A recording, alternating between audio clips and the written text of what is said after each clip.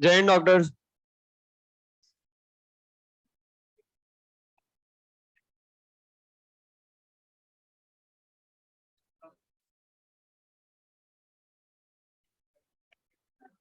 Last class में कहां तक पढ़ा दिया था?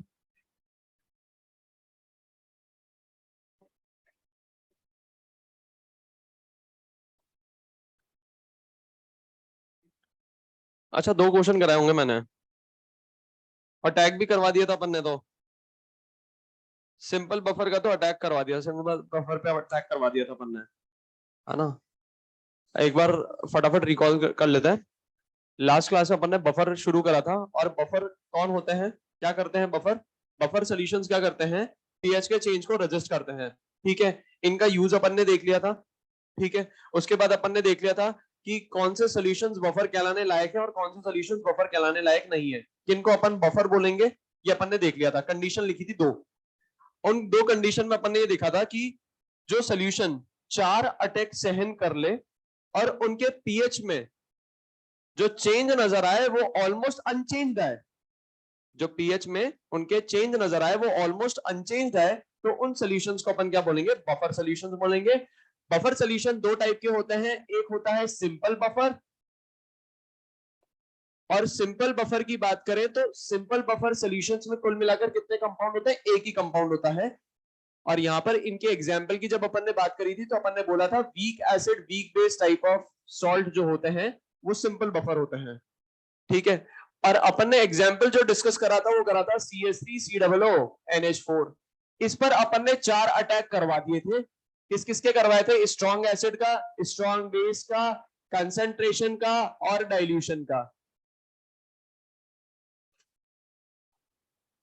ठीक है, और इसके पीएच का जो फॉर्मूला था, पीएच का फॉर्मूला क्या था? 7+हाफ pKa माइनस हाफ pKb।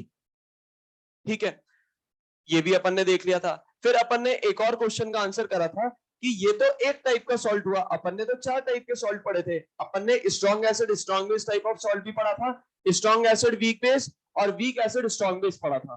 ठीक है, तो एक सॉल्ट को तो अपन उठा के लेकर आ गए और उसको अपन ने डिक्लेयर कर दिया ये बफर है, पर बाकी 3 सॉल्ट बफर क्यों नहीं होंगे उसका भी मैंने आपको एक्सप्लेनेशन दे दिया था। ठीक है, जो strong acid weak base type of salt होगा या week acid strong base type of salt होगा, वहां पर क्या टर्म आ रही थी? कंसंट्रेशन वाली टर्म आ रही थी। अब कंसंट्रेशन वाली टर्म आ रही थी मतलब अपन कह सकते हैं कि कंसंट्रेशन और डाइल्यूशन के कारण पीएच क्या हो जाएगा? चेंज हो जाएगा। अब इन चारों में से कोई सा भी एक अटैक कराने पर पीएच में चेंज नजर आता है तो अपन कह सकते हैं वो बफर कहलाने लायक नहीं है। ठीक है, चारों में से कोई सा भी एक अटैक करा दो और अगर पीएच में चेंज नजर आ रहा है तो बफर कहलाने लायक नहीं है। तो अपन ने क्या देख लिया था? स्ट्रॉन्ग एसिड वीक बेस भी समझ लिया था, बफर क्यों नहीं कह सकते, वीक एसिड स्ट्रॉन्ग बेस भी बोल दिया था, बफर क्यों नहीं कह सकते। फिर बात आई थी स्ट्रॉन्ग एसिड स्ट्रॉन्ग बेस को बफर क्यों नहीं बोल सकते, क्योंकि वहां पर ना तो सी वाली टर्म है, ना के ए टर्म है, ना के बी टर्म है। वहां पर तो पीएच के फॉर्मूले में क्या था? हाफ पीकेडब्ल्यू। तो जब अपन ने 2 क्वेश्चन करे थे तो 2 क्वेश्चन में अपन ने देखा था कि जब भी आपको NaCl या strong acid strong base type of salt दिया जाए उसका पीएच क्या होता है? 7 होता है, और वो किसकी तरह एक्ट करता है? वाटर की तरह एक्ट करता है। ठीक है, और दोनों क्वेश्चन से समझ में आ गया था कि एक क्वेश्चन में तो पीएच कितना आ रहा था? 7 आ रहा था, और जैसे ही अपन ने स्मॉल अमाउंट में एसिड मिलाया तो पीएच क्या हो गया? ड्रास्टिकली चेंज हो गया। तो अपन कह सकते हैं strong acid strong base type of salt buffer निकलेंगे, strong acid weak base type of salt भी बफर निकलेंगे, और weak acid strong base type of salt भी बफर निकलेंगे। बफर कौन कहलाएगा? Weak acid weak base type of salt, और यहां पर आके आपका सिंपल बफर खत्म होता है। ठीक है, अब इस पे क्वेश्चन की बात करें तो याद करो अपन ने week acid weak base type of salt पे क्वेश्चन बना चुके हैं, अपन पूरे सॉल्ट हाइड्रोलिसिस का मॉड्यूल भी बना चुके हैं, है ना। तो इस पर तो क्वेश्चन खत्म हो गए। अब बात आती है बफर के दूसरे टाइप की, दैट इज मिक्स्ड बफर। अब मिक्स्ड बफर जो होता है वो 2 टाइप के होते हैं। मिक्स्ड बफर, मिक्स्ड बफर में लिखेंगे सबसे पहला अपन बात करेंगे यहां पर केस 10 की। केस 10 एक बार देखना क्या लिखा था अपन ने, क्या वहां पर एसिडिक बफर था केस 2 में? केस 10 का केस 2, केस 10 का केस 2 जहां पर चार्ट बनाया था, वहां पर आप देखो week acid strong base type of salt होगा, चेक करो एक बार, दिखाई दे रहा है? और वहां पर मैंने लिखा भी होगा, वहां पर क्या बनेगा, एसिडिक बफर बनेगा। तो अब अपन क्या पढ़ेंगे, केस 10 पढ़ेंगे, है ना? और केस 10 एक बार समझ में आ गया तो same as it is case 11 है, same as it is case 11 है। तो केस 10 को अपन ढंग से पढ़ेंगे एक बार, और केस 11 पे बिल्कुल कॉपी पेस्ट कर देंगे, सारे कॉन्सेप्ट बिल्कुल क्या हो जाएंगे वहां पर, कॉपी पेस्ट हो जाएंगे। तो सिर्फ अपन केस 10 अच्छे से पढ़ेंगे, एसिडिक बफर, है ना? तो अगर यहाँ पर मिक्स्ड बफर की बात करूं तो मिक्स्ड बफर में एक लाइन लिख दो पहले,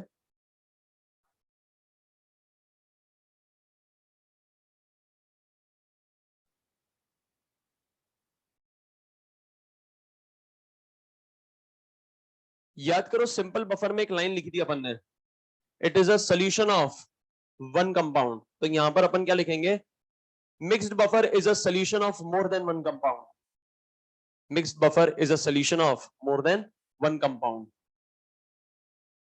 mixed buffer is a solution of more than one compound. और मिक्स्ड बफर कितने टाइप के होते हैं, दो टाइप के होते हैं।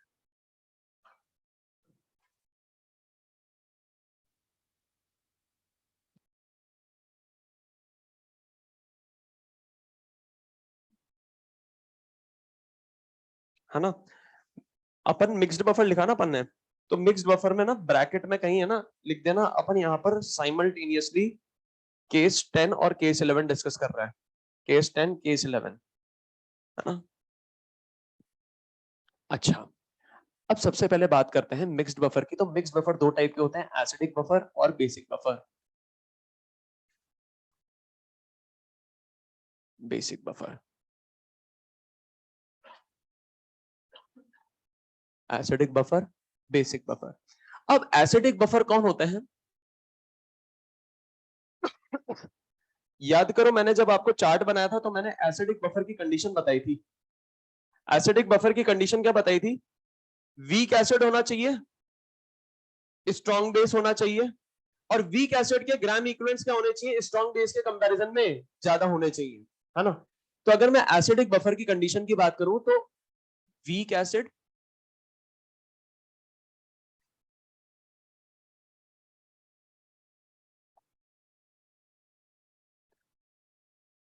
मिक्सचर ऑफ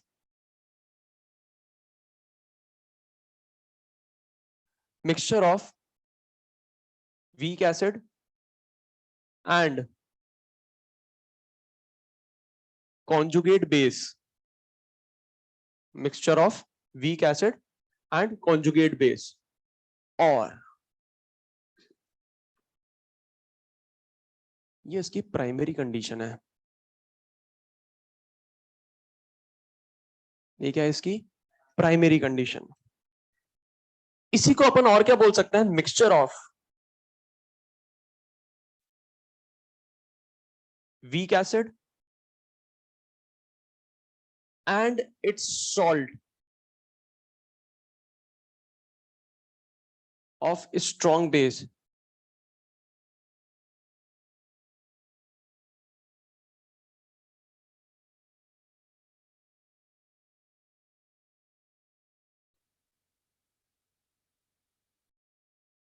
ये सेकेंडरी कंडीशन है।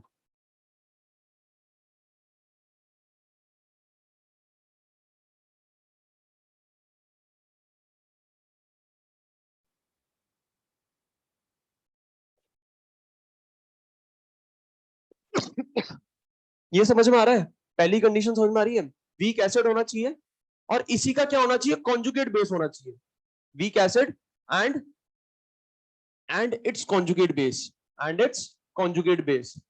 सेकेंडरी कंडीशन क्या है, वीक एसिड होना चाहिए और इसी का क्या होना चाहिए, सॉल्ट होना चाहिए। मतलब मैं कह सकता हूं सॉल्ट किस टाइप का होगा, week acid strong base type का सॉल्ट होगा। तो जो सॉल्ट होगा ना वो किस टाइप का होगा, week acid strong base type का सॉल्ट होगा। ठीक है यहां तक। अब ये तो अपन ने लिख दिया भाई एसिडिक बफर को पहचानेंगे कैसे। ठीक है, अब अगर मैं इसके एग्जाम्पल की बात करूं, एग्जाम्पल, तो वीक एसिड कोई सा भी ले लो, एसिटिक एसिड ले लेते हैं CH3COOH।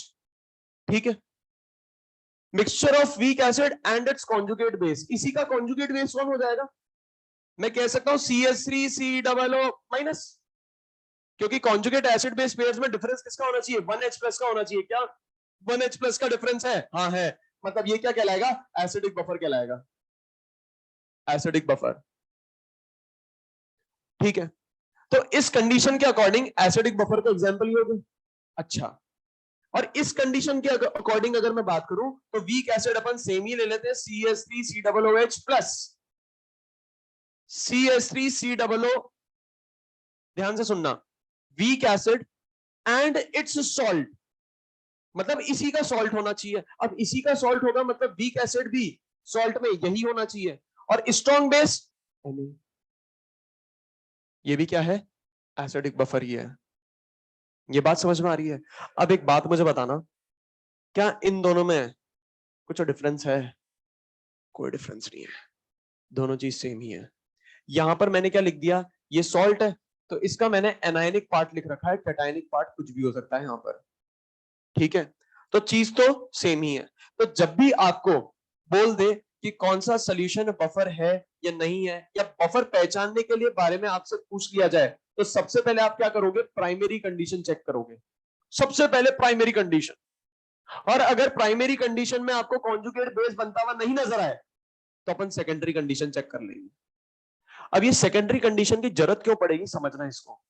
अपन कुल मिलाकर यहां पर एसिड बेस की थ्योरी पढ़ेंगे तीन, जो आपने पहले से एक पढ़ रखी है, Lewis acid and Lewis base, inorganic में पढ़ लिया आपने। एक और एसिड बेस थ्योरी होती है Arrhenius acid base theory. Arrhenius के बारे में मैंने थोड़ा बहुत बात करी थी आपसे स्टार्टिंग में, जब डिग्री ऑफ आयनाइजेशन की बात हो रही थी, तो अरेनियस कॉन्सेप्ट से अपन ने वीक एसिड के बारे में देखा था कि इक्विलिब्रियम आता है। अरेनियस कॉन्सेप्ट की मदद से अपन ने देखा था कि वीक इलेक्ट्रोलाइट के केस में क्या आता है, इक्विलिब्रियम आता है। और अरेनियस की एक एसिड बेस थ्योरी भी होती है। उन्होंने क्या बोला था कि जो एसिड होते हैं वो एक्वस सोल्यूशन में क्या देते हैं, H प्लस देते हैं। जो बेस होते हैं वो एक्वस सोल्यूशन में क्या देते हैं, OH माइनस देते हैं। और अभी तक जितना भी आयनिक इक्विलिब्रियम अपन पढ़ रहे हैं, अपन यही तो कर रहे हैं। मतलब जो अपन आयनिक इक्विलिब्रियम पढ़ रहे हैं ना, वो किस कॉन्सेप्ट के अकॉर्डिंग पढ़ रहे हैं, अरेनियस एसिड बेस थ्योरी के अकॉर्डिंग पढ़ रहे हैं। ठीक है, बस एक और थ्योरी रह जाएगी, ब्रॉन्स्टेड एसिड बेस थ्योरी, वो मैं आपको एंड में बता दूंगा। ठीक है, अब होता क्या है कि जरूरी थोड़ी ना है हर एसिड पानी में जाते ही H प्लस दे, जरूरी नहीं है। बोरिक एसिड H3BO3 पानी में डालो नहीं देगा H प्लस। अब जब पानी में जाते H प्लस नहीं दे रहा है पर कहलाता एसिड है, कहलाता क्या है, एसिड है, तो अगर पानी में जाके H प्लस नहीं दे रहा है तो मैं वहां पर इनके कॉन्जुगेट्स ढूंढ ही नहीं पाऊंगा। फिर मुझे क्या ढूंढना पड़ेगा, वीक एसिड, मुझे पता है बोरिक एसिड क्या होता है, वीक एसिड, उसी का मुझे सॉल्ट देखना पड़ेगा, बोरेक्स उसका सॉल्ट होता है। तो बोरिक एसिड और बोरेक्स क्या बनाते हैं, एक एसिडिक बफर बनाते हैं। अब आप इसमें H प्लस ढूंढने जाओगे या कॉन्जुगेट ढूंढने जाओगे तो आपको मिलेगा ही नहीं। तो आपको क्या चेक करना पड़ेगा, फिर ये सेकेंडरी कंडीशन चेक करनी पड़ेगी। एक बार अपने नेट में भी एग्जाम में पेपर में क्वेश्चन आया था, वहां पर आपको सेकेंडरी कंडीशन से पहचानने में आएगा, दे रखा है अपने एक्सरसाइज नंबर 2 में, अपन जब मॉड्यूल डिस्कस करेंगे तो आपको पता पड़ जाएगा। तो सेकेंडरी कंडीशन से बहुत बार अपन को बफर दिखाई देता है, पर सबसे पहले क्या लगाएंगे, प्राइमरी कंडीशन, फिर लगाएंगे सेकेंडरी कंडीशन। ठीक है, अच्छा, तो यहां पर तो ये बात हो गई। अब अगर मैं बेसिक बफर की बात करूं, बेसिक बफर की पहचान क्या होगी, मुझे क्या चाहिए होगा, जैसे कि अगर अपन ने बात करी थी एसिडिक बफर में क्या चाहिए होता है, वीक एसिड चाहिए होता है, तो बेसिक बफर में क्या चाहिए होगा, mixture of weak base and it's conjugate acid. ठीक है, और इसी को मैं क्या लिख सकता हूं, mixture of weak base and it's salt of strong acid.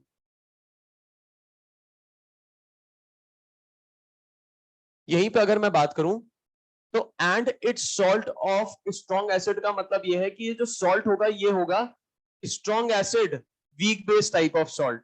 Strong acid weak base type of salt क्या हो जाएगी, ये प्राइमरी कंडीशन हो जाएगी और ये क्या हो जाएगी, सेकेंडरी कंडीशन हो जाएगी।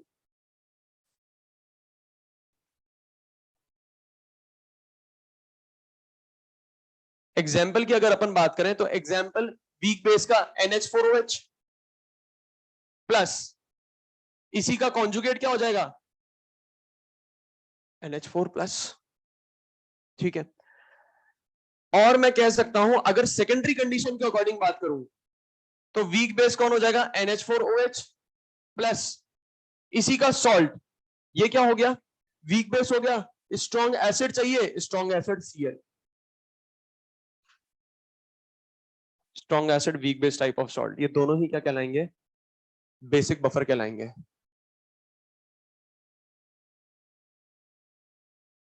सेकंड पॉइंट,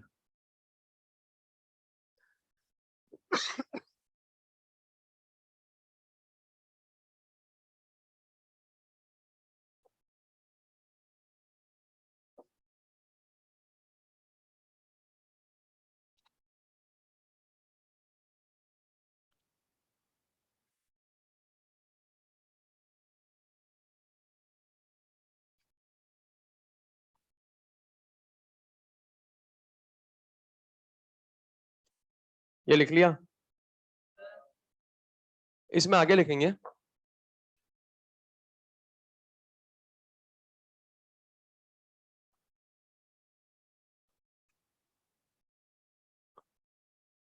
मुझे एक बात बताओ, जब अपन ने चार्ट बनाया था तो चार्ट में एसिडिक बफर की कंडीशन क्या लिखी थी, एक कंडीशन लिख रखी थी वहां पर, हाँ weak acid combination of weak acid and strong base, और इनके कॉम्बिनेशन में इनका अमाउंट क्या होना चाहिए, वीक एसिड का अमाउंट ज्यादा होना चाहिए as compared to strong base.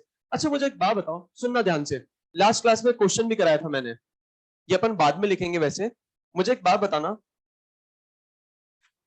Gram equivalents of acid is equals to gram equivalents of base, gram equivalents of acid gram equivalents of base के बराबर है। तो आप मुझे बताओ क्या बनेगा, सॉल्ट सॉल्यूशन बनेगा, ये बात समझ में आती है। पर अगर मैं कह दूं gram equivalents of weak acid is greater than gram equivalents of strong base, तो एसिडिक बफर बन जाएगा। तो क्या बन जाएगा, एसिडिक बफर बनेगा। ठीक है, तो इसमें एक पॉइंट लिखना, इसमें पॉइंट लिखेंगे, mixture of weak acid, mixture of weak acid and strong base solution, mixture of weak acid and strong base solution can also be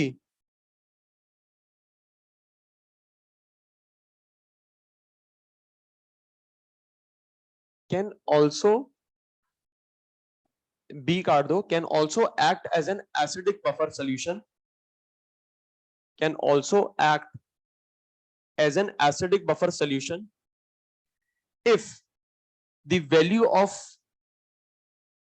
if the value of if the value of gram equivalents of weak acid, if the value of gram equivalents of weak acid is greater than the value of gram equivalents of is greater than the value of gram equivalents of strong base is greater than value of gram equivalents of strong base। ऐसे ही एक और point लिखना आप कहां पर, basic buffer में, basic buffer में लिखना mixture of weak base and strong acid, weak base and strong acid solution can also act as basic buffer solution, can also act as basic buffer solution if the value of gram equivalents, if the value of gram equivalents of weak base is greater than, if the value of gram equivalents of weak base is greater than the value of gram equivalents is greater than the value of gram equivalents of strong acid.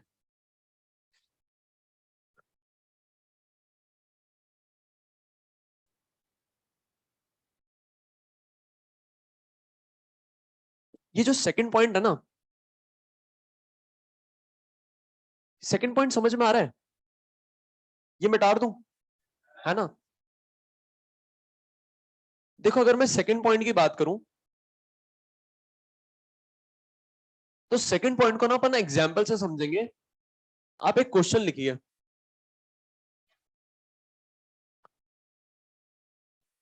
Question लिखिए आप,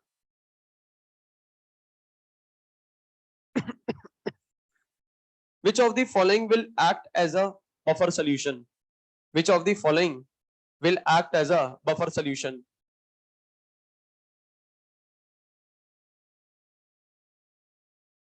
फटाफट लिखना और फटाफट जवाब भी देना।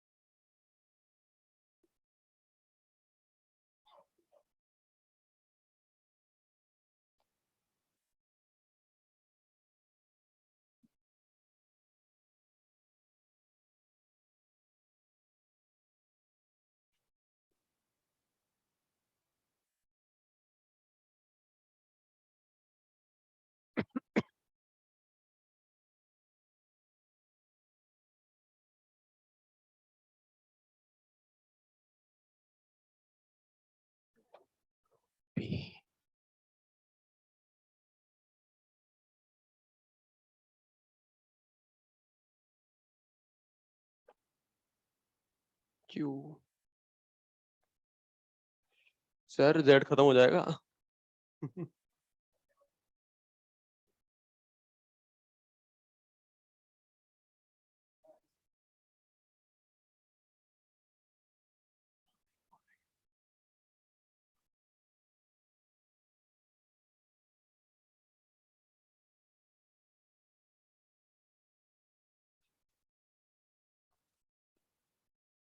हो जाएंगे, कोशिश करो एक बार।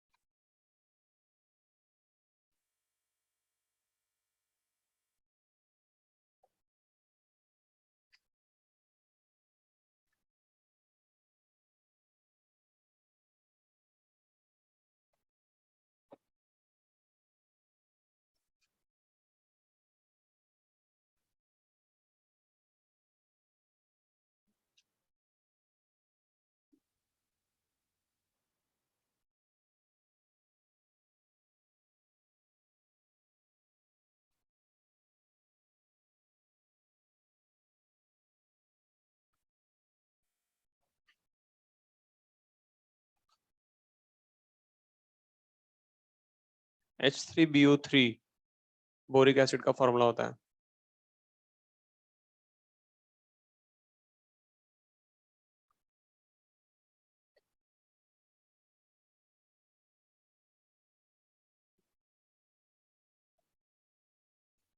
हो गया, देख लेते हैं एक बार।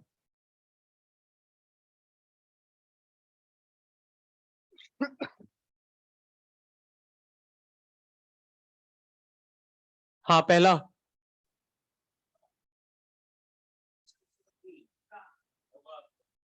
क्या बात है, बिल्कुल सही कह रहे हो, होगा ये।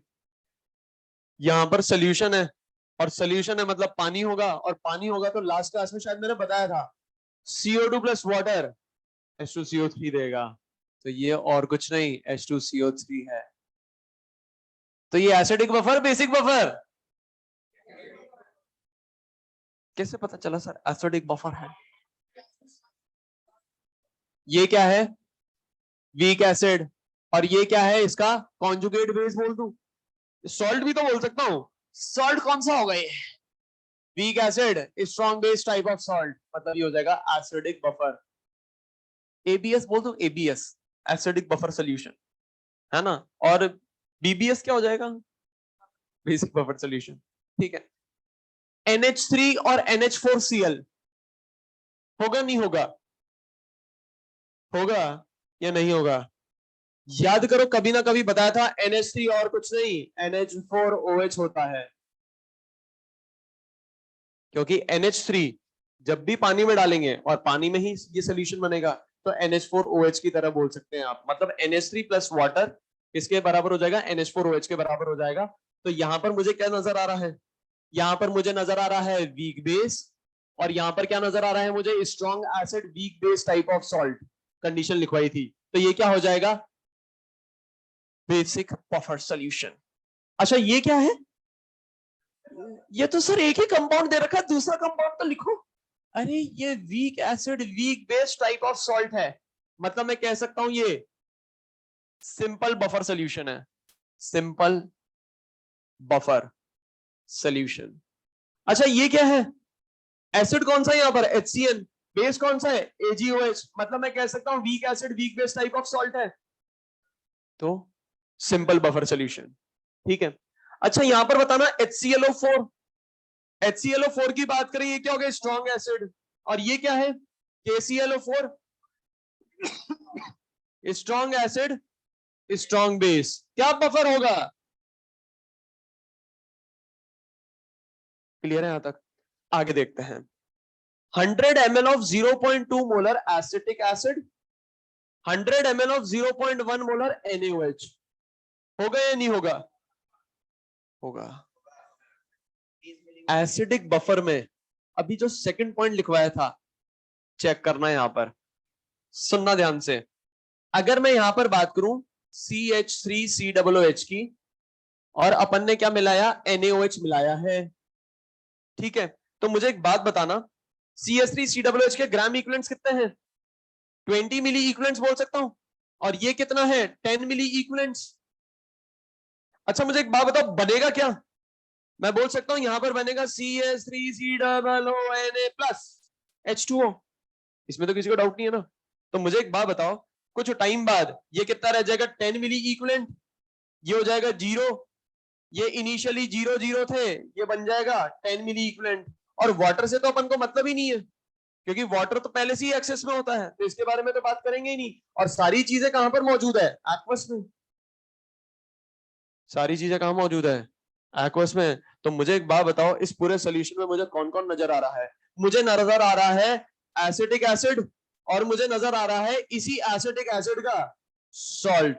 और ये जो सॉल्ट है ये हो जाएगा week acid, strong base type of salt. और ये क्या हो जाएगा, वीक एसिड। तो आप खुद देखिए, वो जो सेकंड पॉइंट पे कंडीशन लिखवाई थी, वो क्या लिखवाई थी, वीक एसिड और स्ट्रॉन्ग बेस के कारण भी बफर बन सकता है, गिवन दैट कि वीक एसिड के ग्राम इक्विवेलेंट्स ज्यादा होने चाहिए। अब देखो, वीक एसिड के ग्राम इक्विवेलेंट्स ज्यादा है, किससे ज्यादा है, स्ट्रॉन्ग बेस से ज्यादा है। समझ में आ गई वो सेकंड कंडीशन, क्लियर है? यहां पर डायरेक्टली बफर नहीं दिखाई देगा, आपको बनाना पड़ेगा। और याद करो, लास्ट क्लास में ऐसा ही क्वेश्चन कराया था मैंने। ये वीक है, ये स्ट्रॉन्ग है, टाइट्रेशन हुआ है, न्यूट्रलाइजेशन नहीं हुआ है, लॉ ऑफ इक्विवेलेंस की मदद से अपन आगे प्रोसीड करेंगे, ठीक है। अच्छा आगे बात करते हैं। यहां पर अगर मैं बात करूं तो क्या यहां पर डायरेक्ट बफर बन रहा है? नहीं, डायरेक्ट बफर तो नहीं बन रहा है। तो मुझे एक बात बताओ, क्या बन रहा है?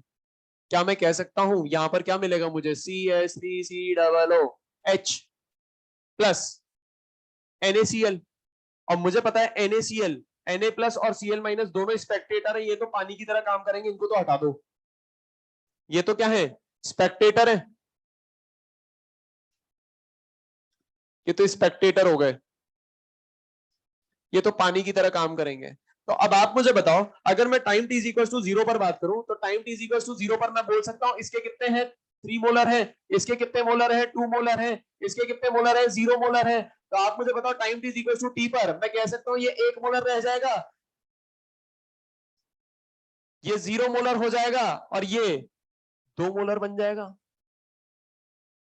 ये बात समझ में आ रही है? अब आप मुझे बताओ क्या क्या बचा हुआ है यहां पर, ये क्या है, week acid strong base type of salt, और ये क्या है, वीक एसिड। क्या बफर बनाएंगे, बनाएंगे। कौन सा बफर बनेगा, एसिडिक बफर सॉल्यूशन। तो ये क्या बनेगा, ABS, ABS। बात समझ में आ रही है? अच्छा यहां पर मुझे बताना, NH4Cl प्लस NaOH, यहां पर अगर अपन बात करें, ये तो क्या हो गया, स्ट्रॉन्ग बेस। और यहां पर अगर अपन बात करें तो ये क्या हो गया, strong acid weak base type of salt. क्या यहां पर बफर बन रहा है? अगर कंडीशन देखें तो बफर तो नहीं बन रहा है, ठीक है। अब आप कहोगे सर एक बार रिएक्शन करा के देख लेते हैं, करा लो रिएक्शन। NH4Cl NaOH, ये क्या बना देगा, NaCl और NH4OH। NaCl जो होगा वो स्पेक्टेटर की तरह काम करेगा, ठीक है, और NH4OH होगा वो वीक बेस होगा। और मजेदार बात यह है कि बफर इसलिए नहीं बनेगा क्योंकि दोनों के ग्राम इक्विवेलेंट्स बराबर हैं, या मैं बात करूं दोनों के मोल बराबर है। ये बात समझ में आ रही है? तो नो बफर, बफर नहीं मिलेगा। यहां पर अगर अपन बात करें, यहां पर कुछ बन रहा है क्या,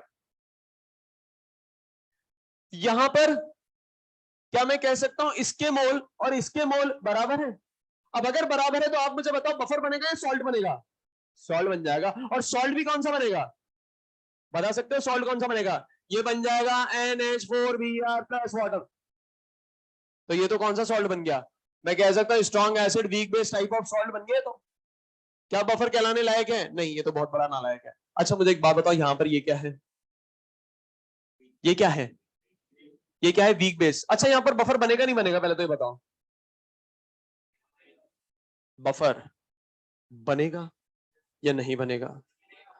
अगर बफर बनेगा तो आप मुझे बताओ, अगर ये वीक बेस है तो ये क्या है, strong acid weak base type of salt है? क्या ये strong acid weak base type of salt है? ये बात समझ में आ रही है? तो आप मुझे बताओ कौन सा बफर होगा ये? Basic buffer solution. हाँ ये बताना जरा, ये बनेगा नहीं बनेगा?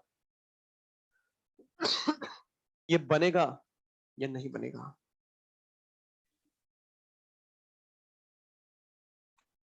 सुनना ध्यान से, मुझे एक बात बताओ, ये सॉल्ट है ना, और ये भी क्या है?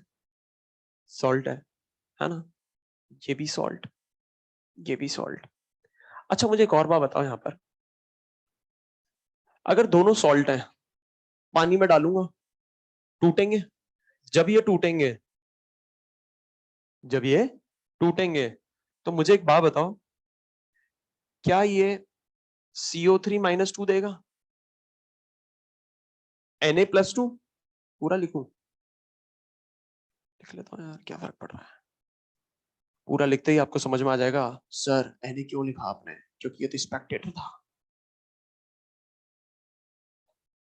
लिख सकता हूं ना यार ऐसे? भाई सॉल्ट है, टूटेगा तो ये हो जाएगा Na++ HCO3-। ये बात समझ में आ रही है? मुझे एक बात बताओ, ये तो स्पेक्टेटर, ये भी स्पेक्टेटर, ये दोनों क्या है? कॉन्जुगेट सही है। अब आप मुझे बताओ, ये अगर H+ देगा तो ये क्या हुआ? एसिड। ये H+ देने के बाद जो बचेगा, जो रेजिडुअल पार्ट बचेगा, वो बेस होगा। ये एसिड है और इसका कॉन्जुगेट है, ये बफर बना रहा है। आई बात समझ में? बफर सोल्यूशन है, और बफर भी कैसा है? Acidic buffer solution. इसमें किसी को डाउट है तो बोलो, किसी को भी समझ में आया कैसे बनाया? अभी तक अपन क्या कर रहे थे? प्राइमरी कंडीशन देखते थे या सेकेंडरी कंडीशन देखते थे, है ना? और अगर प्राइमरी और सेकेंडरी नहीं लगती थी तो अपन रिएक्शन करके देख लेते थे। अगर रिएक्शन हो रही होती थी, रिएक्शन भी करके देख लेते थे। पर यहां पर तो ऐसा लग रहा है कि कोई रिएक्शन ही नहीं हो रही है, क्योंकि ये Na हटेगा तो यहीं पे ही आएगा, और ये Na हटेगा तो ये यहीं पे ही आएगा, तो दोनों जगह तो Na है। पर जैसे ही इसको पानी में डालूंगा तो मुझे पता है ये तो क्या है? स्पेक्टेटर, ये भी है स्पेक्टेटर। अब देखो यहाँ पर इनडायरेक्टली आपको इनके एसिड बेस कॉन्जुगेट्स नजर आएंगे, तो ये तो क्या हो जाएगा? एसिड हो जाएगा, और ये क्या हो जाएगा? इसका कॉन्जुगेट बेस हो जाएगा। ठीक है, अच्छा मुझे बताओ यहां पर होगा या नहीं होगा? होगा या नहीं होगा? ये दोनों एसिड लग रहे हैं, सुनना ध्यान से। ये क्या है? Weak acid. ये क्या है? Week acid strong base acidic buffer solution. कहां नहीं बन रहा है? देखो ना यार, तोड़ दो, आप खुद देखो। CO3-2 नजर आ रहा है, और ये इसी का तो सॉल्ट है। सेकेंडरी कंडीशन लग रही है। सेकेंडरी कंडीशन क्या बताई थी? वीक एसिड होना चाहिए और उसी का सॉल्ट होना चाहिए। मुझे बताओ, ये वीक एसिड का सॉल्ट नहीं नजर आ रहा है? अच्छा ये सॉल्ट नजर आ रहा है, तो आप मुझे बता सकते हैं इसका पेरेंट एसिड कौन होगा? देखो ना, आप ही बोल रहे हो। इसका पेरेंट एसिड कौन होगा? यही तो होगा। ये रहा वीक एसिड और ये रहा उसी का सॉल्ट बन रहा है। आगे देखो, यहां पर होगा या नहीं होगा? ये क्या है? Weak acid. ये क्या है? Week acid strong base. मुझे एक बात बताओ, इसका पेरेंट एसिड कौन है? H3PO4 ये रहा। अगर कॉन्जुगेट देखने जाओगे तो डायरेक्ट नहीं दिखेगा, सुनना ध्यान से, इसलिए सेकेंडरी कंडीशन लिखाई है। अगर कॉन्जुगेट देखने गए तो आपको क्या नजर आएगा? H3PO4, और यहां पर क्या नजर आएगा? PO4-3। बात समझ में आ रही है? आपको क्या नजर आएगा? H3PO4 नजर आएगा, और आपको नजर आएगा PO4-3। डायरेक्टली तो कॉन्जुगेट नहीं है, पर जब बार बार इसका हाइड्रोलिसिस कराओगे तो आप यहां पर देखो, देखना यहां पर इसका हाइड्रोलिसिस कराओगे, और यहां पर NaOH आप डालोगे, पानी में तो ये है ही पहले से।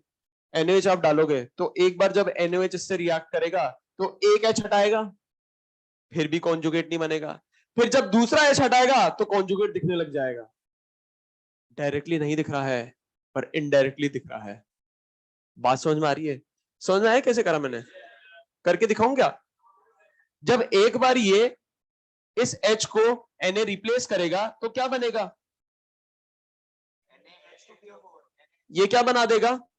ये बना देगा NaH2PO4। एक और बार NaOH से रिएक्शन कराओगे तो ये क्या बना देगा?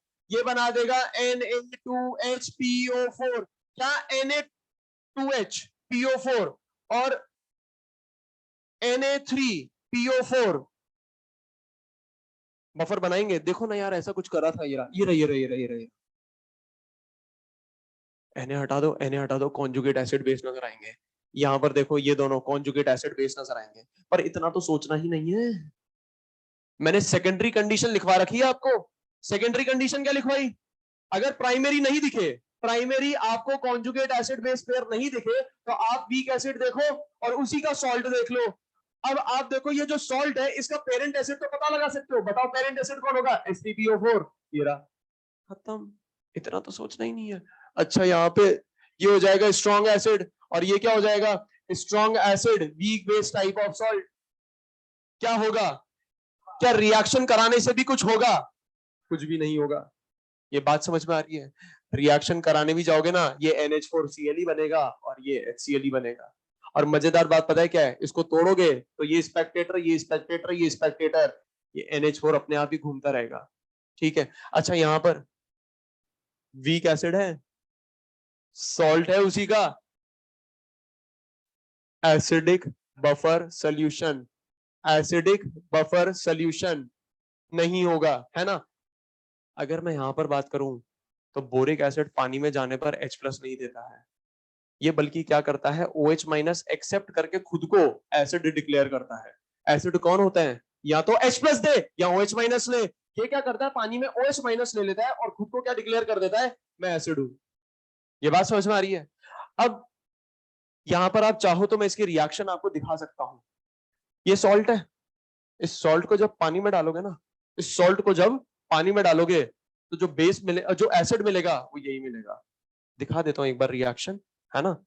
लिखने की जरूरत नहीं है, वैसे इतना नहीं बताते हैं। Na2B4O7, ये मैं कह रहा हूं सॉल्ट है। क्या करेंगे? इसको पानी में डालेंगे। डाल दो पानी में। जब पानी में डालोगे तो आपको क्या मिलेगा?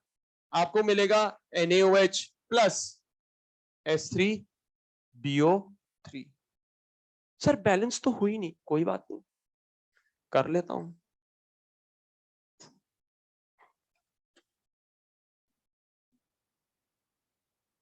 क्या हो गई? बैलेंस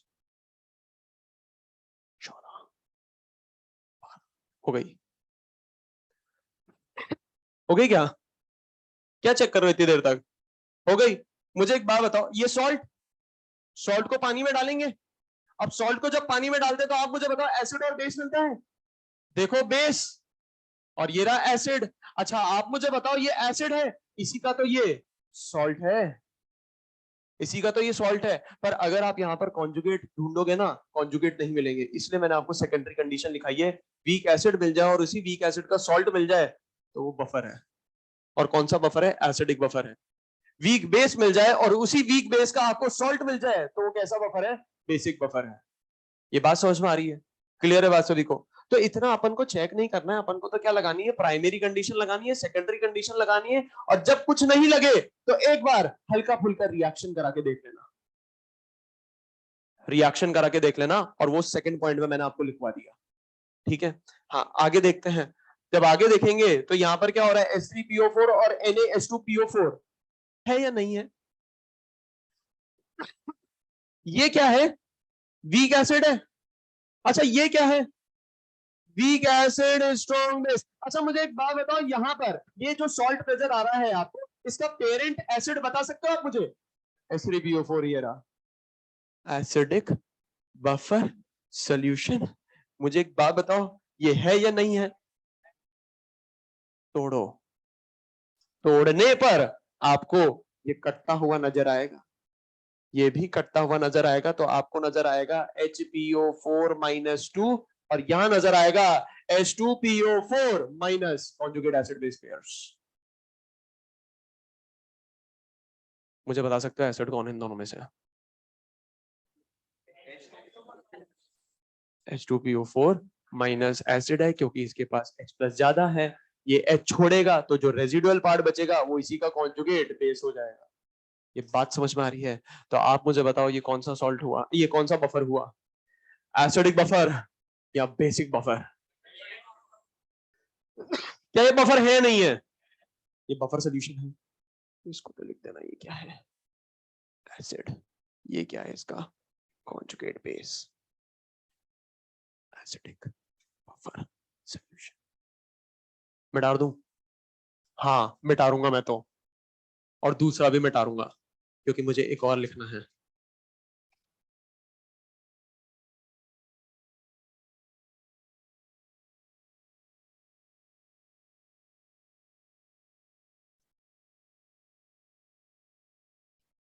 एक और लिखना, कहां तक पहुंच गए, Q P Q R R. यार मैं पता नहीं यार 1 2 3 4 क्यों नहीं लिखते हैं, गलती आदत हो गई ABCD लिखना, मेरी चॉप हो जाती है जब मैं बार बार ABCD रिपीट करते करते हैं, आगे के अल्फाबेट्स ढूंढता हूं। अरे बताओ होगा नहीं होगा? होगा नहीं होगा? होगा नहीं होगा? फटाफट फटाफट फटाफट, ये होगा नहीं होगा? होगा या नहीं होगा?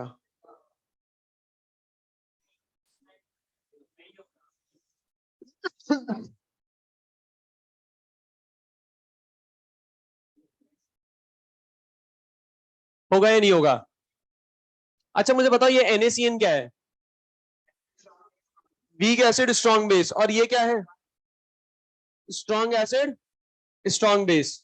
रिएक्शन कराऊंगा तो मुझे नजर आ रहा है NaCl और नजर आ रहा है KCN।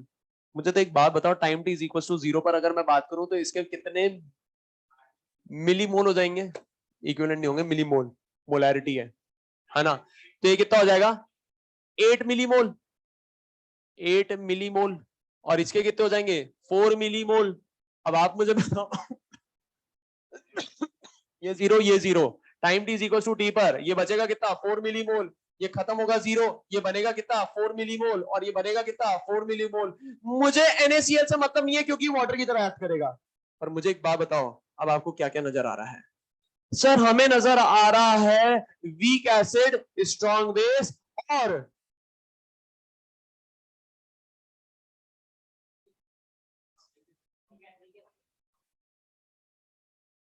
एक सेकंड, गलत लिख दिया क्वेश्चन, शायद HCl है, ये HCl होना चाहिए।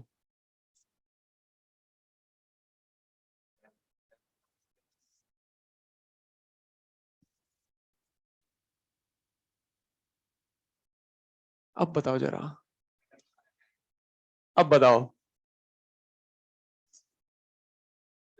होगा नहीं होगा? वीक एसिड स्ट्रॉन्ग बेस, और कौन बचा है? ये तो पानी है, और ये क्या है? Weak acid. तो क्या है, दोनों मिलकर बफर बनाएंगे? कौन सा बफर बनेगा? Acidic buffer solution. ये बात समझ में आ रही है?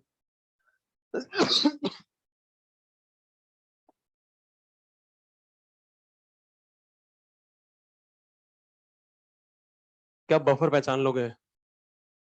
जितनी भी वैरायटी थी, जितने भी गंदी से गंदी तरीके से एग्जामिनर आपसे पूछ सकता है, सारी देख लिया अपन ने, सारा देख लिया। इवन अब तो अपन ने ब्रॉन्स्टेड वाला भी देख लिया। मिटा दूं सारा? ये तो मिटा दूं, ये है ना?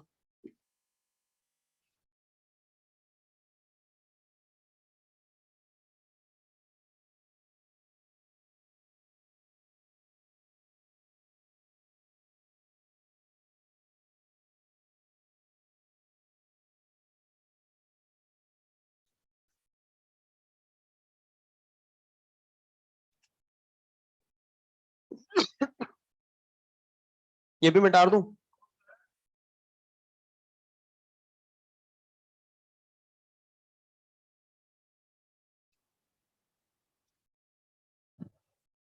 अब अपन थोड़ा सा एसिडिक बफर देखेंगे, उसके डेरिवेशन देखेंगे, है ना?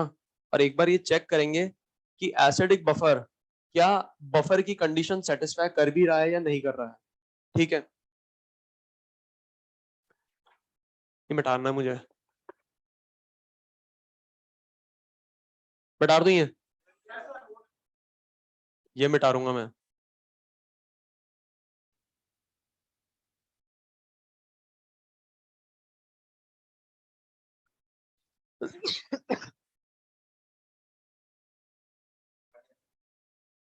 एसिडिक बफर सोल्यूशन, अभी तक देखते जाओ बस। अगर एसिडिक बफर सोल्यूशन की बात करूं तो एग्जांपल क्या हो जाएगा, CH3COOH and CH3COONA, mixture of CH3COOH and CH3COONA। अच्छा, अब मुझे एक बात बताना, CH3COOH को मैंने पानी में डाला, क्या मिलेगा मुझे, CH3COO minus aqueous plus H plus aqueous. ये बात समझ में आ रही है। क्या मेरे पास इस सोल्यूशन में CH3COOH है? हाँ है। क्या CH3COO माइनस है? हाँ है। ये एसिड है, ये इसका कॉन्जुगेट है, क्या ये बफर है या नहीं है? बोलो ना। नहीं है, ये बफर थोड़ी ना है। मैंने आपको क्या बोला था, mixture of acetic acid and it's conjugate base. बात समझ में आ रही है? ये बफर नहीं है, ये तो वीक एसिड है। वीक एसिड को पानी में ही तो डाला है। अगर वीक एसिड को पानी में डाल रहा हूं वो बफर हो गया, तो फिर बफर क्यों पढ़ रहे हैं, वीक एसिड तो पहले ही पढ़ चुके हैं, ये तो अपन पहले ही पढ़ चुके हैं। इसमें करा क्या मैंने, पानी लिया, पानी में एसिटिक एसिड डाल दिया, ये तो वीक एसिड है, तो फिर बफर कहां से हुआ ये बफर नहीं होता, ये बफर नहीं होता। बफर पता है कैसा होता है, सुनना ध्यान से। पानी में मैंने वीक एसिड डाल दिया, ठीक है, और इसी पानी में फिर मैंने क्या डाल दिया, इसी का कॉन्जुगेट बेस। मतलब इसके कॉन्जुगेट बेस की अगर मैं बात करूंगा तो कॉन्जुगेट बेस कौन हो जाएगा इसका, CH3COO माइनस वाला सॉल्ट। मतलब मैं बोल सकता हूं CH3COONA अलग से डालना पड़ेगा, CH3COONA। अब मुझे एक बात बताओ, ये स्ट्रॉन्ग या वीक? स्ट्रॉन्ग होगा, सॉल्ट है, CH3COO माइनस देगा प्लस Na प्लस देगा। ये सारी बातें कहां पर चल रही है, एक्वस में, साथ ही साथ यहां पर वाटर भी होगा, H plus plus OH minus. ये कहलाता है बफर, न कि सिर्फ पानी में वीक एसिड डाल दो और डिक्लेयर कर दो बफर। ये बफर नहीं है, ये बफर है। बात समझ में आ रही है, डिफरेंस समझ पा रहे हो आप लोग, है ना? अच्छा, अब अगर मैं यहां पर बात करूं, सुनना एक बात, अगर मैं यहां पर बात करूं तो मुझे पता है ये एसिटिक एसिड क्या है, वीक इलेक्ट्रोलाइट है, वीक इलेक्ट्रोलाइट है, थोड़ा सा टूटेगा, ठीक है। अब थोड़ा सा टूटेगा तो क्या मिलेगा, CH3COO minus plus H plus, ठीक है। वीक था मतलब इसका जो कंसंट्रेशन होगा काफी कम होगा, मैं कह सकता हूं, क्योंकि इसका डिग्री ऑफ डिसोसिएशन बहुत कम होता है, के की वैल्यू होती है इसकी 2 × 10⁻⁵, ठीक है। तो मैं कह सकता हूं एसिटेट आयन यहां से क्या आया होगा, बहुत कम आया होगा। अब अगर मैं यहां पर बात करूं, मैंने इसमें क्या डाल दिया, इसी के सोल्यूशन में मैंने क्या डाल दिया, सॉल्ट डाल दिया। सॉल्ट भी कौन सा डाला मैंने, week acid strong base type of salt डाल दिया। तो जब मैं सॉल्ट डालूंगा तो मुझे पता है ये पूरा खत्म हो जाएगा। अब अगर ये पूरा खत्म हो जाएगा तो मुझे ये मिलेगा और ये मिलेगा। तो आप मुझे बताओ क्या यहाँ पर कॉमन आयन इफेक्ट लगेगा, लगेगा। और कॉमन आयन इफेक्ट लगेगा मतलब मैं कह सकता हूं ये रिएक्शन जो है ये बैकवर्ड डायरेक्शन में जाएगी। अच्छा, ये कौन बताने आएगा बैकवर्ड डायरेक्शन में जाएगी, ली चैटिलियर। किसको भगा के लाएगा, प्रिंसिपल को। और प्रिंसिपल चिल्ला चिल्ला के बोलेगी ये रिएक्शन कहां जाएगी, बैकवर्ड डायरेक्शन में जाएगी। और अगर ये बैकवर्ड डायरेक्शन में रिएक्शन जाएगी मतलब मैं कह सकता हूं यहां से जो एसीटेट आयन आ रहा होगा ये और कम हो जाएगा। ये बात समझ में आ रही है, क्लियर है? मतलब मैं कह सकता हूं अब जो सोल्यूशन है क्या उसमें एसिटिक एसिड का एक कंसिडरेबल अमाउंट है, क्योंकि रिएक्शन जितना टूटा वो भी पीछे जा चुका है। मैं कह सकता हूं ये कंसिडरेबल अमाउंट में है। क्या मैं ऐसे भी बोल सकता हूं कि इसी का जो कॉन्जुगेट है वो स्ट्रॉन्ग से आया था, भर भर के आया था, ये भी एक कंसिडरेबल अमाउंट में है। ये बात समझ में आ रही है? और इसी के मिक्सचर को अपन बोलते हैं बफर। बात समझ में आ रही है, डिफरेंस समझ में आ रहा है? इसको बफर क्यों बोला और सिर्फ इसी को बफर क्यों नहीं बोला, क्योंकि इसी को बफर इसलिए नहीं बोल सकता क्योंकि ये बहुत कम अमाउंट में आ रहा था। ये बात समझ में आ रही है? मुझे दोनों एप्रिशिएबल अमाउंट में चाहिए थी। क्लियर है बात सभी को? अब मुझे क्या निकालना है? मेरा तो हमेशा हर जगह टारगेट क्या रहा है, मैंने हेडिंग भी लिखवाया था, पीएच कैलकुलेशन करनी है अपन को। अब अगर पीएच कैलकुलेशन करनी है तो मुझे एक बात बताओ, इक्विलिब्रियम कांस्टेंट कहां से लिख सकता हूं? इसका भी लिख सकता हूं और इसका भी लिख सकता हूं। ठीक है, तो अगर मैं इसका इक्विलिब्रियम कांस्टेंट लिखूं तो बताओ मुझे इसके इक्विलिब्रियम कांस्टेंट को बोलूंगा के और के को और क्या बोल सकता हूं? क्या बोल सकता हूं? के ए बोल सकता हूं, क्योंकि मुझे पता है मैंने वीक एसिड डाला है और वीक एसिड का जब इक्विलिब्रियम आता है तो उसके इक्विलिब्रियम कांस्टेंट को अपन बोलते हैं के। तो आप मुझे बताओ एक्सप्रेशन क्या लिखूंगा मैं? Concentration of CH3COO minus into concentration of H plus divided by concentration of CH3COOH। ये बात समझ में आ रही है? अब आप मुझे बताओ मुझे क्या निकालना था? पीएच, और पीएच निकालने के लिए मुझे सबसे पहले निकालना पड़ेगा H प्लस। निकाल लो H प्लस, तो यहां से H प्लस आ जाएगा K A into CH3COOH divided by CH3COO minus के आ गया, के से H प्लस आ गया। H प्लस से क्या मैं पीएच निकाल सकता हूं? दोनों तरफ माइनस लॉक कर दो। अगर दोनों तरफ माइनस लॉग कर दूंगा तो ये हो जाएगा minus log into concentration of H plus is equal to minus log K a minus log, अलग अलग करके लिख सकता हूं ना इसको मैं। इसमें किसी को डाउट है तो बोलो। एक स्टेप मैंने स्किप कर दिया, किसी को दिक्कत हो रही है तो बोलो ना। माइनस लॉग ए इंटू बी, माइनस लॉग ए माइनस लॉग बी। ये बात समझ में आ रही है? तो क्या मैं इसको लिख सकता हूं पीएच? क्या मैं इसको बोल सकता हूं पीकेए? क्या मैं इसको बोल सकता हूं प्लस लॉग, ऊपर क्या लिखूं CH3COO माइनस, नीचे क्या लिखूं CH3COOH। ये बात समझ में आ रही है? और सुनते जाना। अब ये क्या है? Conjugate base. ये क्या है? एसिड। अच्छा मुझे एक बात बताओ, CH3COO माइनस के कितने सोर्स है सोल्यूशन में? कितने सोर्स हैं? 2 सोर्स हैं। मैं कह सकता हूं CH3COO माइनस के यहां पर कितने सोर्स हैं? एक ये सोर्स भी है और एक ये सोर्स भी है, पर मुझे पता है ये तो और कम हो चुका है, पहले से ही कम मिला था, रिएक्शन बैकवर्ड गई तो और कम हो गया, तो क्या इसको नेग्लेक्ट कर सकता हूं? तो क्या मैं बोल सकता हूं कि ये जो CH3COO माइनस का जो मेन सोर्स होगा, मेजॉरिटी में सोर्स होगा, वो और कुछ नहीं सॉल्ट ही होगा। क्यों सॉल्ट का कंसंट्रेशन? क्यों? क्योंकि मुझे पता है सॉल्ट स्ट्रॉन्ग इलेक्ट्रोलाइट होता है, ये पूरा टूटेगा। तो अगर मैं यहां पर एसिडिक बफर की बात कर रहा हूं तो एसिडिक बफर के लिए मैंने क्या करा था? यहां पर CH3COOH मिलाया था एंड CH3COO मिलाया था। यहां पर अगर मैं बात करूं तो मैंने मान लिया इसका मैंने कंसंट्रेशन मिलाया था C1 और इसका मैंने कंसंट्रेशन मिलाया था C2। तो क्या मैं इसी फॉर्मूले को थोड़ा सा मॉडिफाई करके बोल सकता हूं pH is equal to pKa plus log salt upon acid?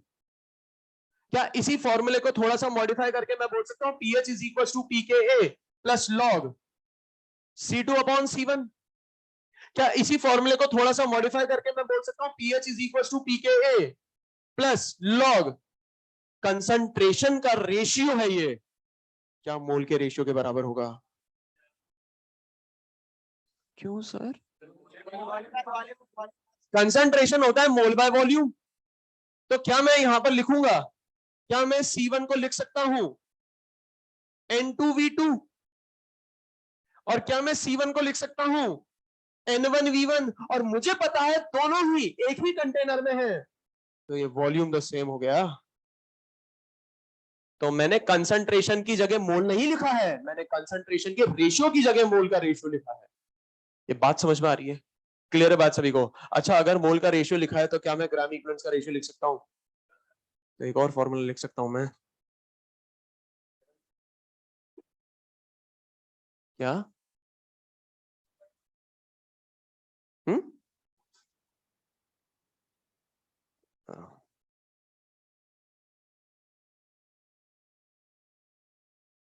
ये क्या होगा? N2/V2 और ये क्या होगा? N1/V1। और मुझे पता है दोनों ही सॉल्ट और एसिड एक ही कंटेनर में, अगर एक ही कंटेनर में मतलब वॉल्यूम क्या होगा? सेम होगा। तो अब आप मुझे बताओ, मैंने वहां पर मोल के टर्म्स में एक्सप्रेशन लिखा है, तो क्या मैं ऐसा एक्सप्रेशन लिख सकता हूं, pH is equal to pKa plus log N2V2 upon N1V1?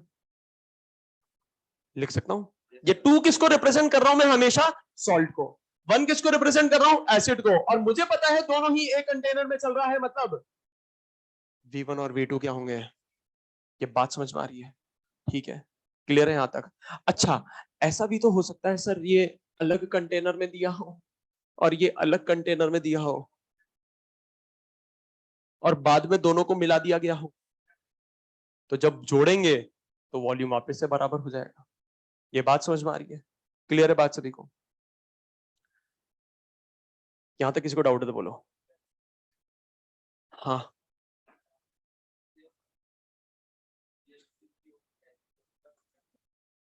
हाँ, CH3COO, हाँ दोनों चाहिए। आगे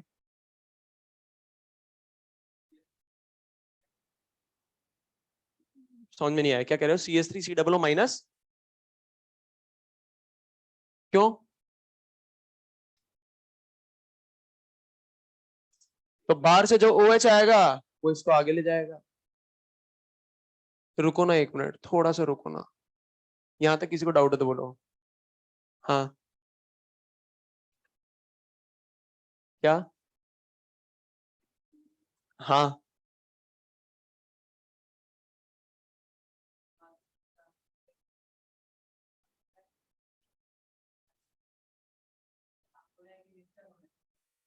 मिक्सचर नहीं होना चाहिए, मिक्सचर भी कंसिडरेबल अमाउंट का होना चाहिए। अभी समझ में आएगा, थोड़ी देर रुको। और इस कैलकुलेशन में किसी को डाउट है तो बोलो। फॉर्मूले कौन कौन से काम के हैं? एक तो H+ वाला और एक पीएच वाला। अब पीएच वाला आप एक याद कर लो, ये वाला याद कर लो, बाकी सब आप निकाल सकते हो।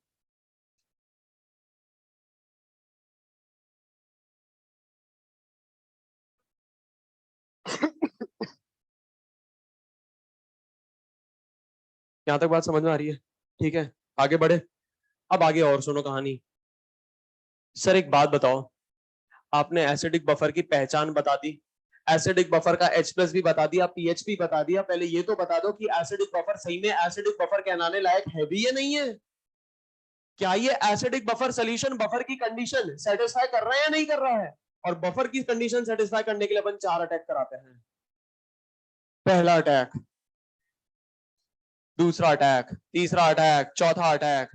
Strong acid, strong base, concentration, dilution. Sir अब कंसंट्रेशन और डाइल्यूशन वाला अटैक मत कराना। क्यों नहीं कराऊं भाई? इसलिए नहीं कराऊंगा क्योंकि लास्ट क्लास में मैंने बताया था, अगर कंसंट्रेशन चेंज करना है तो अल्टीमेटली अपन चेंज क्या करेंगे? वॉल्यूम। और डाइल्यूशन चेंज करना है तो अल्टीमेटली अपन चेंज क्या करेंगे? वॉल्यूम। अब आप मुझे बताओ, अगर मैं यहां पर कंसंट्रेशन की जगह क्या मैं N2/V लिख सकता हूं? क्या मैं N1/V लिख सकता हूं? अब अगर मैं वॉल्यूम को चेंज भी करूंगा कुछ फर्क नहीं पड़ेगा, क्योंकि V से V कैंसिल आउट हो जाएगा। ये बात समझ में आ रही है? क्या ये V से V कैंसिल आउट हो जाएगा? बिल्कुल हो जाएगा। क्यों हो जाएगा सर V से V कैंसिल आउट? वॉल्यूम कैसे सेम हो सकती है? क्योंकि ये सारी चीजें एक ही कंटेनर में चल रही हैं। आप भले डाइल्यूशन करो तो वॉल्यूम इसकी भी बदलेगी, इसकी भी बदलेगी, इसकी भी बदलेगी। ये बात समझ में आ रही है? तो क्या ये दोनों अटैक ये सोल्यूशन झेल लेगा? झेल लिया। ठीक है। अच्छा, अब बात करते हैं एसिड की, strong acid. Addition of addition of strong acid. मान लो स्ट्रॉन्ग एसिड मैंने डाल दिया x मोलर HCl। क्या डाल दिया? x molar HCl। अब मुझे पता है सोल्यूशन में कंसिडरेबल अमाउंट में, कंसिडरेबल अमाउंट कंसिडरेबल अमाउंट में कौन कौन मौजूद है? एक तो एसिटिक एसिड मौजूद है और एक एसिटेट आयन मौजूद है।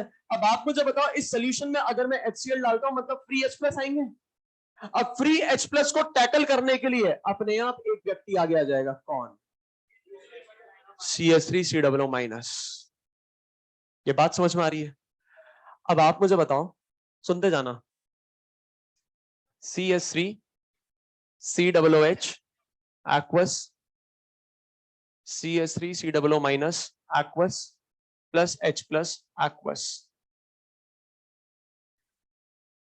CH3 COO Na, CH3 COO Na gives CH3 COO minus aqueous plus Na plus aqueous. मैंने क्या डाल दिया इसमें, H प्लस डाल दिया. H प्लस कहां से आया, HCl से आया. मतलब मैं कह सकता हूं यहां पर एक्सेस में H प्लस आ गए. अब अगर एक्सेस में H प्लस आ गए तो मुझे एक बात बताओ, इस H प्लस को, इस H प्लस को हैंडल करने के लिए अपने आप कौन आगे आ जाएगा, ये CH3 COO माइनस आ जाएगा. पहली चीज सुनना ध्यान से. अब आप मुझे बताओ ये जो CH3 COO माइनस है, क्या मेरे पास कंसिडरेबल अमाउंट में है, क्या मेरे पास कंसिडरेबल अमाउंट में है? हाँ है, क्योंकि सॉल्ट से आया था ये. अगर ये सॉल्ट नहीं लेता तो गिने चुने आयन देता ये, और HCl से भर भर के H प्लस मिलेगा इसको. भर भर के मतलब समझ में आ रहा है ना, स्मॉल अमाउंट में ही डाला है पर स्मॉल अमाउंट में भी ज्यादा मिलेगा. ये बात समझ में आ रही है? तो मैं कह सकता हूं अगर ये नहीं होता तो इस सारे H प्लस को ये कंज्यूम नहीं कर पाता, इसलिए अपन ने यहां पर कॉन्जुगेट डाल दिया ताकि ये जो एक्सेस H प्लस है इसको हैंडल कौन कर ले, CH3 COO माइनस कर ले, और क्या बना देगा, एसिटिक एसिड बना देगा. ठीक है. अब आपके दिमाग में थोड़ा और दिमाग चलेगा कि सर एक बात बताओ, ये जो एसिटिक एसिड है ये भी तो टूटेगा. भले ही बहुत कम टूटे पर टूटेगा तो सही से. यहां पर कॉमन आयन इफेक्ट लग रहा है, ये टूटने की भी कोशिश करेगा, ये फॉरवर्ड डायरेक्शन में जाने की भी कोशिश करेगा, तब भी नहीं जा पाएगा क्योंकि कॉमन आयन इफेक्ट के कारण ये इसके और डिसोसिएशन को सप्रेस कर रहा है. आई बात समझ में? दोनों चीजें समझ में आ रही है क्या हो रहा है? H प्लस आया, H प्लस को पहले कौन टैकल करेगा, CH3 COO माइनस, और क्या बना देगा, एसिटिक एसिड. ठीक है. अब एसिटिक एसिड थोड़ा सा टूटने की कोशिश करेगा पर कर नहीं पाएगा, क्यों, क्योंकि कॉमन आयन इफेक्ट लगेगा. तो कॉमन आयन इफेक्ट ने क्या कर लिया, इसके डिसोसिएशन को और सप्रेस कर लिया. ये बात समझ में आ रही है? क्लियर है बात? सभी को फटाफट लिखो इसको. लिख रहे हो क्या ये? फटाफट लिखो, एक लाइन लिखेंगे यहां पर अपन.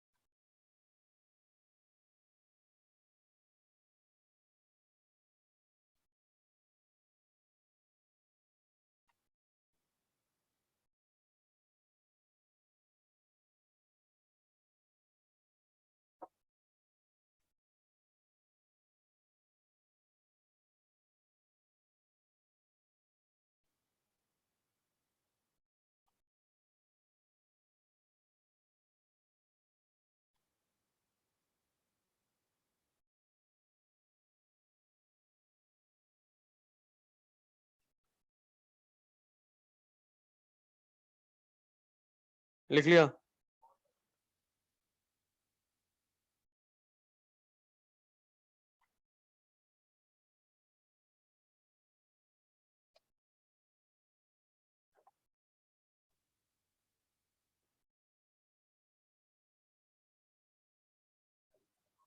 इतने सारे? कल अनुज जैन सर की एक्स्ट्रा मेन क्लास रहेगी. टाइमिंग रहेगा 11:15 से 1:15 PM. साकार सेकंड फ्लोर रूम नंबर 1. कल आपके टेस्ट प्रिपरेशन लीव रहेगी. डाउट टाइमिंग रहेगा मॉर्निंग में 9 to 11 एंड इवनिंग में 4 to 6. वेन्यू साकार अंडर शेड. नेक्स्ट वीक का स्केड्यूल नोटिस बोर्ड पर डिस्प्ले कर दिया गया है, देख लीजिएगा आप. कल दिनांक 8 को RM सर का कॉमन डाउट टाइमिंग रहेगा 9:30 to 10:30 AM. साकार सेकंड फ्लोर, इवनिंग में 5 to 6 PM.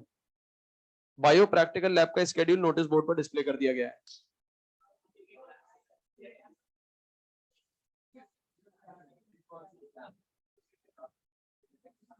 एक पॉइंट लिखेंगे अपन. When a strong acid is added to the solution, हाँ किधर क्लास होगा, second floor first room number.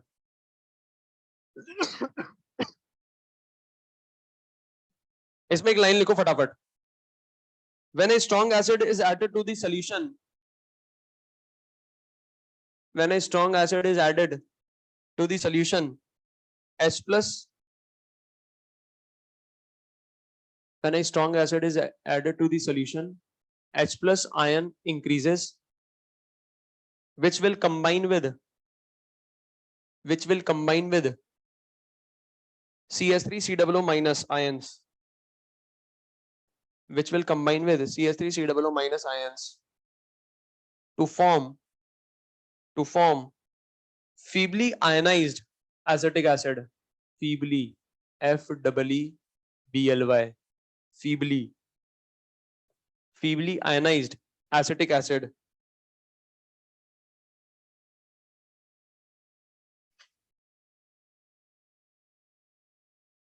which will also suppressed by, feebly ionized का मतलब क्या होता है कि इसका आयनाइजेशन क्या होगा, बहुत कम होगा, और साथ ही साथ इसका आयनाइजेशन और कौन सप्रेस कर देगा, common ion effect, which will also suppress by common ion effect, which will also suppress by common ion effect। ठीक है, तो अब आप मुझे बताओ, क्या यहां पर जो एक्सेस H प्लस आए थे HCl के कारण, क्या वो सारे मैनेज हो गए? हो गए। तो यहां से HCl से क्या आएगा, H प्लस आएगा, और ये H प्लस कौन खा जाएगा, CH3COO माइनस खा जाएगा। ठीक है, अब मुझे एक बात बताना, तो इसकी अगर मैं नेट रिजल्टेंट रिएक्शन लिखूंगा तो होगा क्या, CH3COO minus plus H plus gives CH3COOH, ये नेट रिएक्शन हो जाएगी, नेट रिएक्शन।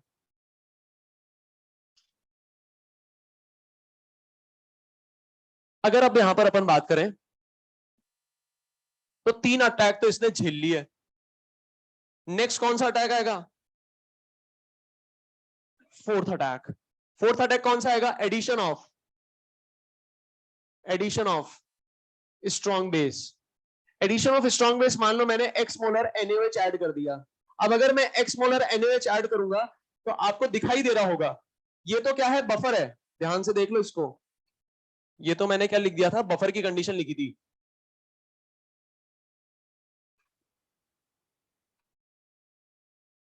ये बफर है अपने पास। अब अगर मैं एक्स मोलर NaOH डालता हूं तो NaOH से मुझे क्या मिलेगा, OH माइनस मिलेगा। Na प्लस तो क्या है, स्पेक्टेटर है, कुछ भी नहीं करेगा, मुझे क्या मिलेगा, OH माइनस। अब आप मुझे बताओ, उस OH माइनस को हैंडल करने के लिए अपने आप आगे बढ़कर कौन आ जाएगा, CH3COOH। किसी का शायद डाउट था ये CH3COOH क्यों यूज करा अपन ने, देखना यहां पर, ये CH3COOH आएगा, OH माइनस को ले जाएगा और क्या बना देगा, CH3COO माइनस प्लस H2O। ये बात समझ में आ रही है, क्लियर है बात सभी को? ठीक है, तो अब आप मुझे बताओ, जितने एक्सेस में OH माइनस आए थे क्या वो सारे कंज्यूम हो गए, पहली चीज। दूसरी चीज, इसको कंसिडरेबल अमाउंट में भी होना चाहिए, ये समझ में आ गया होगा, क्योंकि एक्सेस H प्लस को कौन खाएगा, ये acetate ion, excess OH minus को कौन खाएगा, ये एसिडिक एसिड, इसलिए दोनों का अमाउंट कंसिडरेबल होना चाहिए। क्या इस सोल्यूशन ने चारों अटैक सहन कर लिए? क्या यहां पर पीएच में मैं कह सकता हूं जो चेंज हुआ है वो ऑलमोस्ट अनचेंज्ड है? क्या एसिडिक सोल्यूशन जो यहां पर अपन ने प्रिपेयर करा है ये बफर कहलाने लायक है? बिल्कुल कहलाने लायक है। ये बात समझ में आ रही है, क्लियर है सभी को? नेक्स्ट अब अपन यहां पर देखेंगे एक छोटा सा पॉइंट देखेंगे, सुनते जाना बस। जब अपन ने एडिशन ऑफ स्ट्रॉन्ग एसिड करा, जब अपन ने एडिशन ऑफ स्ट्रॉन्ग एसिड करा तो यहां पर कुछ चेंजेस नजर आए थे। क्या क्या चेंजेस नजर आए थे? मुझे एक चीज समझ में आती है कि अगर मैं यहां पर कंसंट्रेशन ऑफ H प्लस का फॉर्मूला लिखता हूं, सुनना ध्यान से, कंसंट्रेशन ऑफ H प्लस का फॉर्मूला क्या लिखा था अपन ने लिखा था Ka into concentration of acid divided bye concentration of base, है ना, मतलब conjugate base. Concentration of acid की बात करें तो कंसंट्रेशन ऑफ एसिड अपन ने कितना लिया था, C1, कंसंट्रेशन ऑफ एसिड अपन ने कितना लिया था, C1 लिया था, C1। अब यहां पर मैंने HCl कितना लिया है, X लिया है।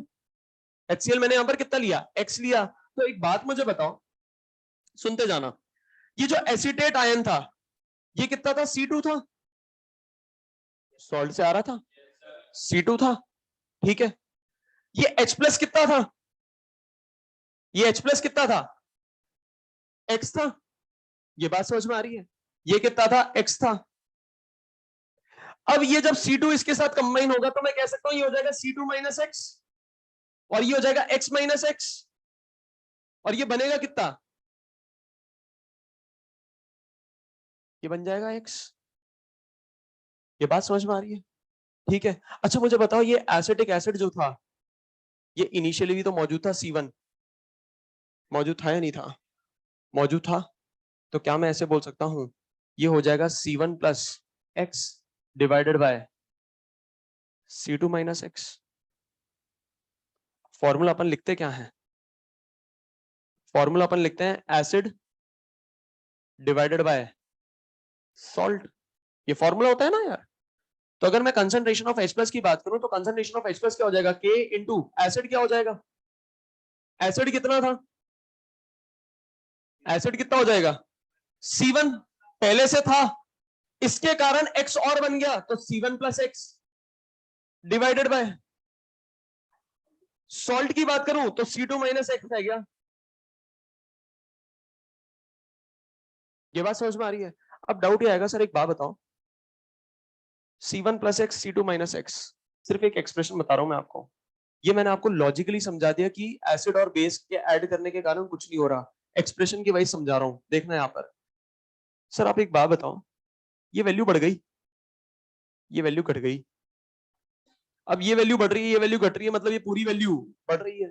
और अगर ये पूरी वैल्यू बढ़ रही है, ये H प्लस बढ़ रहा है, और ये H प्लस बढ़ रहा है तो OH माइनस कम हो रहा होगा, OH माइनस क्या हो रहा होगा, कम हो रहा होगा। क्या सच में OH माइनस कम हो रहा है, देख लेते हैं। अच्छा H प्लस बढ़ रहा है, H प्लस बढ़ रहा है तो पीएच क्या हो रहा होगा, पीएच बताओ आप, तो पीएच कम हो रहा होगा। अच्छा अगर मैं पीएच की बात करूं तो पीएच भी एक बार चेक कर लेते हैं, ये क्या होता है, pKa प्लस लॉग। फॉर्मूला क्या बताया था, सॉल्ट अपॉन एसिड, सॉल्ट का कंसंट्रेशन बता सकते हो C2 माइनस एक्स, एसिड का कंसंट्रेशन बता सकते हो C1 प्लस एक्स। मुझे एक बात बताओ, ये वैल्यू कम हो रही है, ये वैल्यू बढ़ रही है, ये वैल्यू कम हो रही है, ये वैल्यू बढ़ रही है, मतलब पूरे लॉग की वैल्यू कम हो रही है। अगर पूरे लॉग की वैल्यू कम हो रही है मतलब मैं कह सकता हूं पीएच क्या हो रहा है, कम हो रहा है।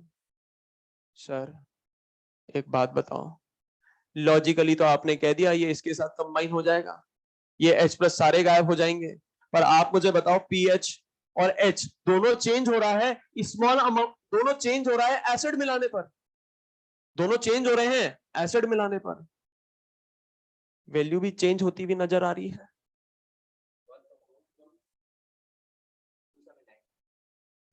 क्यों, चेंज तो होगा, ये तो एविडेंस है, चेंज हो रहा है मतलब जो अपन चीजें कर रहे हैं वो बिल्कुल सही कर रहे हैं। पर याद करो कंडीशन में लिखा था on addition of small amount, और स्मॉल अमाउंट का मतलब ही क्या होता है, ये जो X है ये C1 के कंपैरिजन में नेग्लिजिबल है, ये नेग्लिजिबल है, ये नेग्लिजिबल है, ये नेग्लिजिबल है, और ये नेग्लिजिबल है, कोई चेंज नजर नहीं आ रहा है। लगभग लगभग जो पीएच है वो अनचेंज्ड है, मैं ये नहीं कह रहा हूं कांस्टेंट है, मैं कह रहा हूं लगभग लगभग जो चेंज हुआ है वो ना के बराबर हुआ है।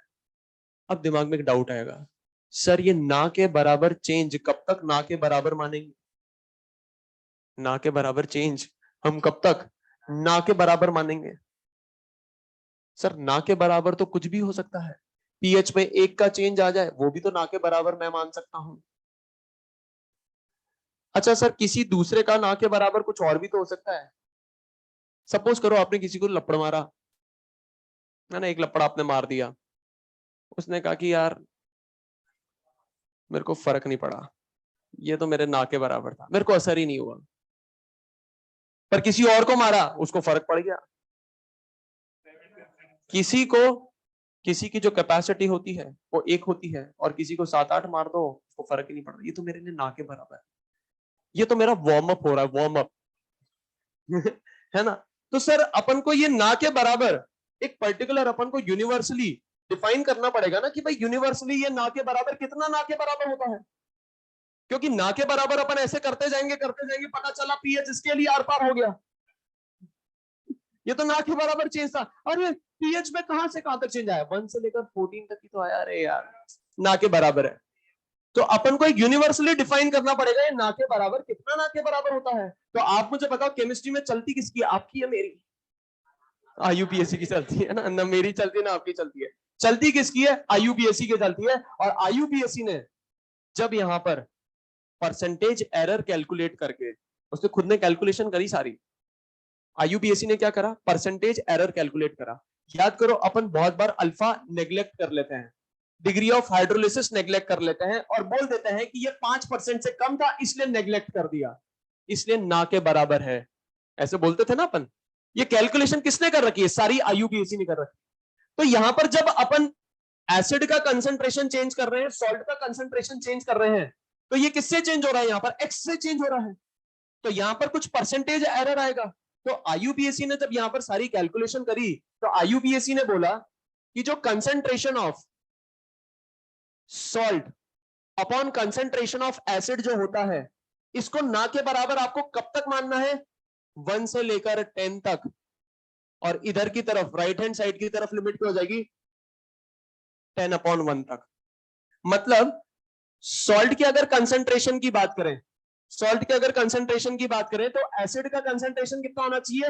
1 से लेकर 10 तक, 1/10 तक, 1/10 से लेकर 10 टाइम्स तक। अगर सॉल्ट के कंसंट्रेशन की बात करें तो एसिड का कंसंट्रेशन क्या होना चाहिए?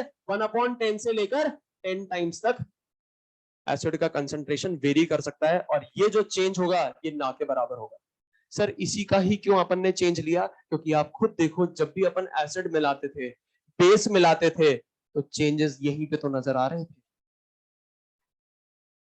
चेंजेस कहां नजर आ रहे थे? यहां पर नजर आ रहे थे। अब जब आईयूपीएससी ने यहां पर परसेंटेज एरर कैलकुलेट करा, और परसेंटेज एरर उसने कितना रखा? 5% तक का एरर रखा। तो जब 5% तक के एरर के लिए उसने कैलकुलेशन करी इस रेशियो के लिए, तो जब रेशियो की वैल्यू आई, तो रेशियो की वैल्यू कहां से कहां तक आई? 1/10 से लेकर 10/1 तक। मतलब अगर ये रेशियो इस रेंज में लाया करेगा, तो पीएच में चेंज ना के बराबर कंसिडर करना है, और अगर इसके बाहर आ जाएगा तो अपन कह देंगे पीएच में चेंज आ गया, बफर कहलाने लायक नहीं है। जैसे अपन ब्लड का बफर अपन ने पीएच मेंटेन कर रखा है, ब्लड का जो पीएच है, ब्लड एक बफर सोल्यूशन है, ब्लड का जो पीएच है वो क्या एक फिक्स वैल्यू है? नहीं, वो एक रेंज है, 7.26 से लेकर 7.42 तक। वहां तक चेंज होगा तो परसेंटेज एरर में ना के बराबर मानूंगा, और उससे ज्यादा हो गया तो गड़बड़ हो गई। ये बात समझ में आ रही है? तो अगर मेरे से कोई बोल दे रेंज ऑफ पीएच किसके लिए? एसिडिक बफर के लिए, range of pH for acidic buffer, तो वो कहां से कहां तक होगी? सॉल्ट अपॉन एसिड का वैल्यू कहां से कहां तक होना चाहिए? 1/10 से लेकर 10/1 तक होना चाहिए। ठीक है, मुझे तो एक बात बताओ, यहां पर जो 1/11 वैल्यू होगी, 1/11 वो इस रेंज के अंदर या बाहर?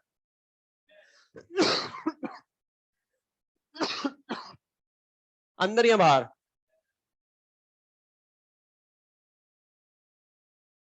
है 1/1। इधर जाऊंगा तो ये 2/1 होगा, 3/1 होगा, एंड 10/1 होगा। इधर जाऊंगा तो ये 1/2, 1/3, टक टक टक टक, 1/9, 1/10, 1/11 बाहर आ जाएगा। इतना अपन को पता होना चाहिए कि जो 1/11 है वो इस रेंज में लाई नहीं करेगा, वो इसके बाहर जाएगा। है ना?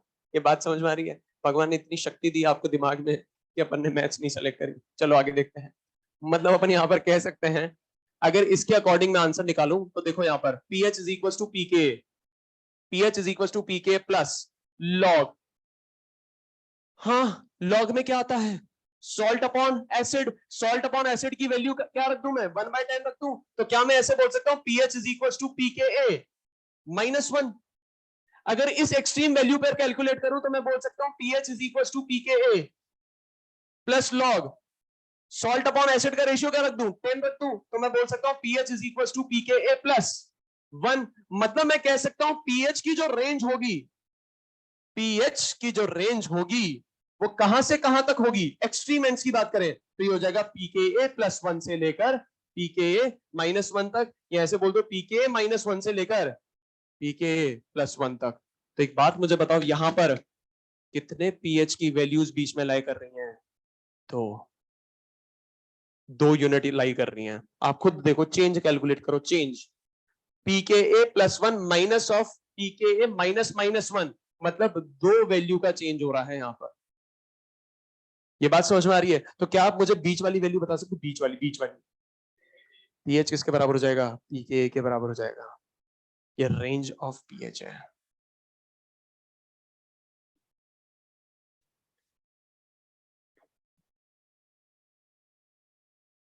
यहां तक किसी को डाउट है तो बोलो।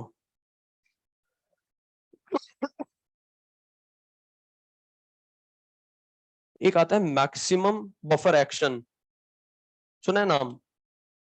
Maximum buffer action. सर सुना सुना सा लग रहा है।